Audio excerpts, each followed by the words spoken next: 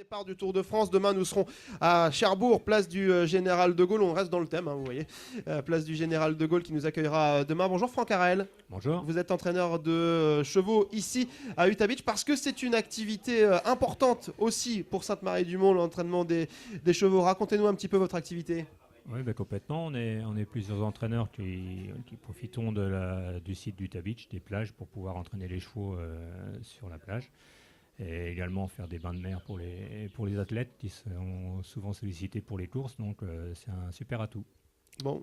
Justement, pour aller dans la droite ligne de ce que vient de dire Franck, on a l'impression que la Manche, culturellement, est presque l'endroit idéal, surtout sur les côtes, qu'elles soient est ou ouest d'ailleurs, pour les entraîneurs de chevaux. Vous êtes évidemment pas le seul dans cette activité, mais tous vous profitez allègrement de ce parc naturel presque réservé aux chevaux de haut niveau. Non, mais complètement. C'est un lieu qui est vraiment super pour pouvoir entraîner les athlètes de haut niveau.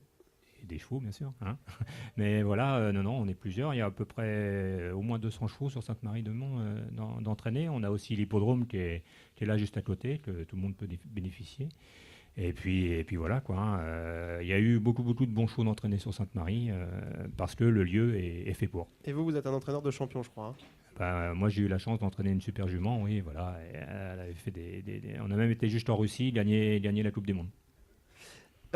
Franck Harel, le passage du Tour de France, c'est quelque chose qui compte pour tout le monde, y compris pour vous ?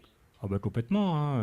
Nous, on entraîne nos chevaux, mais voilà, niveau sportif, on est dedans aussi. Donc, on sait ce qu'il faut pour faire l'effort et on sait ce qu'il faut aussi.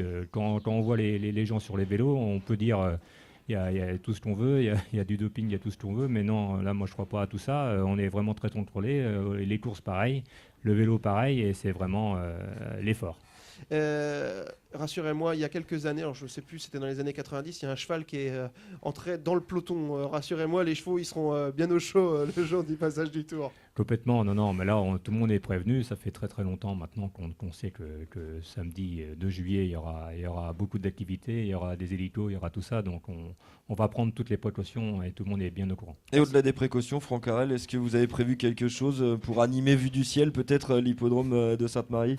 Sur l'hippodrome, il y aura, l'association des supporters là, qui vont faire quelque chose la veille aussi. Et donc, non, ça va être la fête pour tout le monde et j'espère qu'il fera beau comme tout le monde espère, mais voilà. Merci Franck Harel d'être venu nous voir, d'être venu parler quelques instants de votre activité d'entraîneur de chevaux. On a commencé avec l'histoire, on va presque finir avec l'histoire, même si on aura un dernier invité juste après Patrick Fissot. Bonjour. Bonjour. Bon, historien réputé, historien reconnu quand on parle débarquement en Normandie. On est chez vous ici presque.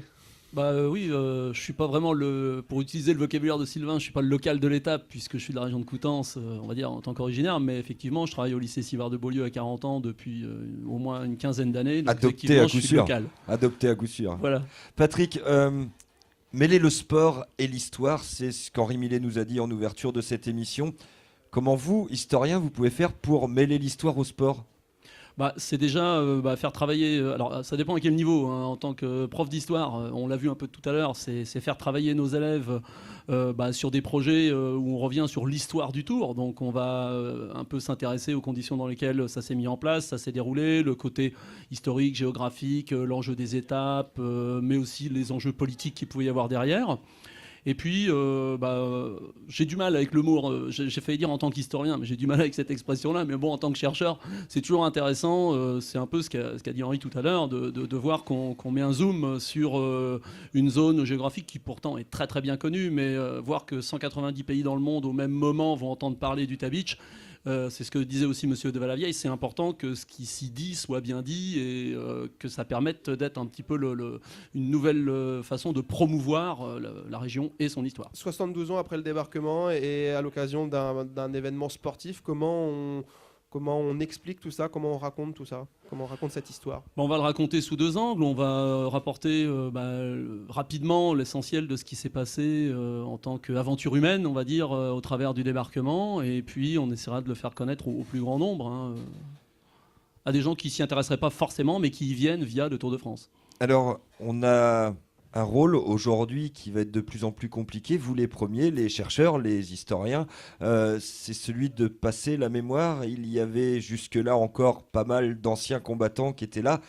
plus on va aller, évidemment, moins ça va être le cas. Est-ce que c'est là que ça va se durcir pour vous, de réussir à continuer à passer la mémoire d'une manière différente, peut-être ? Alors d'une manière différente, inévitablement, bon, la question commence à se poser puisque tous les jours, hélas, on voit disparaître des vétérans, on a de mauvaises nouvelles qui tombent pour ceux qui les connaissaient bien, mais je pense que ça fera sensiblement la même chose que ce qu'on a connu avec la Première Guerre mondiale, c'est-à-dire qu'il y aura peut-être une période un peu d'incertitude, d'hésitation, mais derrière, on verra un renouveau d'intérêt et une redécouverte comme on le voit avec le centenaire de la Grande Guerre. Donc je pense que là, ce sera sensiblement la même chose. Comment on intéresse la jeunesse d'aujourd'hui à ce qui s'est passé quand on a la chance, comme ici, d'avoir l'outil sous la main ? Alors l'avantage c'est ça, c'est qu'on a l'outil sous la main, mais aussi on a la jeunesse sous la main, et une jeunesse qui ici, sur le bassin de recrutement du lycée Sivard-Beaulieu, c'est une jeunesse qui est quand même très sensibilisée à l'affaire, dans le sens où elle vit au milieu de l'histoire en permanence.